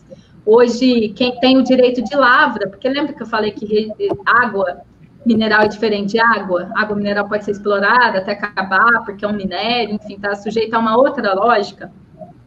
Lá, a gente, nesse tombamento municipal, a Codemig, que é a Companhia de Desenvolvimento Econômico de Minas Gerais, que detém o direito de lavra das nossas águas, falou assim no tombamento: opa, não vai tombar não, isso está restringindo, vocês estão tombando o Parque de Caxambu, estão tombando a água, o direito do povo buscar água, vocês não vão restringir meu direito à propriedade não, que isso? Você acredita? Aí eles estão embargando o tombamento de águas lá de Caxambu, que é assim, é absurdo, né? Estão restringindo o direito, porque é uma lógica mercantil terrível. Nós temos trabalhado também com um coletivo chamado Pesquisadores das Águas, nós começamos, antes da pandemia, a trabalhar nisso, que é um projeto, a gente fazer um marco regulatório para as águas minerais, que a gente não chama mais de minerais, a gente chama de águas mineralizadas, que passam por um processo de mineralização, e são águas, e deve ser garantido, inclusive, o direito não humano à água, porque não são só os humanos que utilizam água, a água como um direito não humano, né? O direito à água a ela mesma, digamos assim, com toda a vida que ela protege, que ela abarca, que ela, enfim, que está nela, que ela existia muito antes da gente chegar, mais de 4 bilhões de anos, e, enfim, ela tem que continuar existindo e resistindo e reinventando depois que nós saímos daqui também. Então, eu acho que, assim, eu acho que é muito legal a gente também trabalhar nessas potências, né, de reinvenção do local. Vamos fazer tombamento, vamos gerar proteção. O que a gente pode fazer? Vamos pensar em políticas públicas voltadas para a existência do aquífero. Tem o Rafael Viana, ele fala que Cambuquira, Caxambu, Lambari são como se fossem Atlântidas invertidas, cidades que foram geradas não debaixo das águas, mas sobre as águas. E, enfim, a gente se pensar como Atlântida invertida também. O que a gente pode fazer? Quais políticas públicas? Não sei se vocês sabem, Cambuquira está num processo constante de contaminação das águas. Aqui nós não temos tratamento de esgoto. Cambuquira por um processo de o nitrato está se infiltrando na água, está gerando contaminação. A Organização Mundial da Saúde recomenda até 10 miligramas. O último estudo que eu pedi estava 14,3 miligramas por litro. Ou seja, é uma contaminação constante dessas águas, porque nós perdemos a conexão com elas, né? E não foi uma coisa proposital, assim, as pessoas... elas foram meio que geração a geração forçadas a mercantilizar a vida e perder o afeto, perder o amor, sabe, pelas águas. E eu acho que quando você perde esse amor, você perde esse afeto, você está desconectando, você está rasgando a sua própria história e rasgando a sua potência de vida também.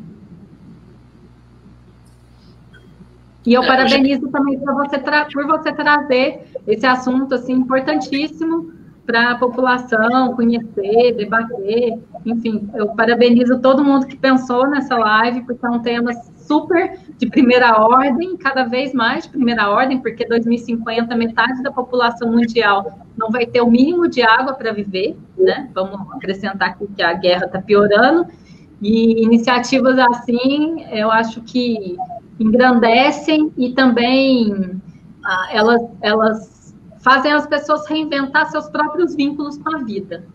Isso mesmo. Porque, segundo o Carl Sagan, né, ele diz que as águas vieram das estrelas, né, de explosão de estrelas no planeta Terra. Então, esses gases, que é o H2O, né, são dois gases. Essa combinação é um mistério e é sagrada, porque não se sabe a origem da água, né, assim, da onde ela veio.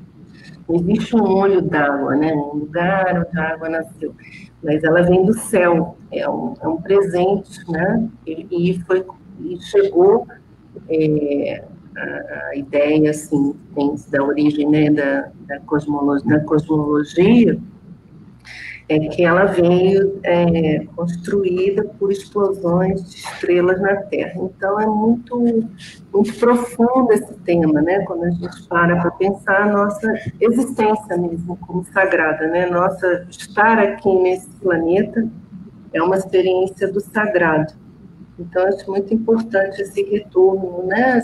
Essa questão, essas reflexões mais profundas e o presente, que é estar vivo, a água, né, que não tem preço, não tem como a gente pagar isso, né? É verdade, não tem preço mesmo. Eu agradeço muito a todo mundo que está aqui assistindo, agradeço muito a Jaqueline, a Ana Paula, e eu já vou aproveitar e chamar vocês para semana que vem. A gente vai estar fazendo mais uma live, dessa vez falando um pouco sobre como a religiosidade e como a religiosidade ajudou na criação e no desenvolvimento da cidade de Cambuquira. Tá? A gente vai continuar sempre com Cambuquira como foco, e a gente vai deixar aqui embaixo o link do curso que a Jaqueline falou. A gente vai dar uma procurada aí, quem tiver a fim de saber, a gente vai correr atrás desse link e colocar aqui, depois você pode dar uma olhada. E também a gente vai colocar o link do dispositivo sonoro para quem quiser assistir. E Ana Paula, se quiser deixar alguma coisa também no post, você pode avisar a gente depois, ou pode falar. Tá, eu não quero não, mas eu queria terminar com uma poesia. Fica à vontade, então. Eu vou terminar com uma poesia autoral, que chama Ecolíneas, que eu acho que tem tudo a ver com o que nós conversamos aqui hoje, tá? Vamos aprender com as plantas, fincar os pés na terra, plantar raízes, fazer rizomas, ser matizes, eternos aprendizes do alvorecer.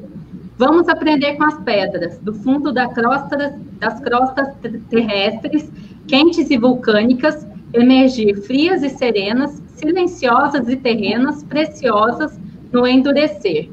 Vamos aprender com as águas, transportar a carga, atalhar rochas e geografias, adaptar as formas, seguir adiante, enternecer. Como rio, transportar a vida, sem importar os caminhos, os desafios, os descaminhos, os desígnios, os desvios e a terra abastecer. Das águas mineralizadas, percorrer no subsolo, erráticas e mutantes, sem ilhar-se dos vigores dos possíveis encontros potentes em outros possíveis latentes, novas alianças tecer. Dos animais a ternura, de algum deles a brandura, e de outros a loucura, o saber perecer. Eu, animal, doída e sincera, me deito nas plantas, ruas, bichos, pedras, faço-me úmida em sol, astros e multidões.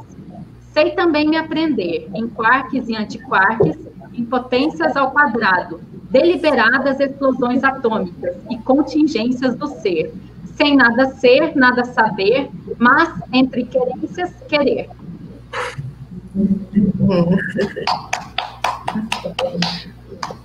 Muito bom. Então a gente fecha com chave de ouro agora, né? Poesia, né? Só poesia, né? Já que é a live literária, vamos terminar com poesia. Exatamente. Obrigada. Então tá, gente. Muito obrigado e até semana que vem. Um abraço. Tchau. Tchau. Tchau.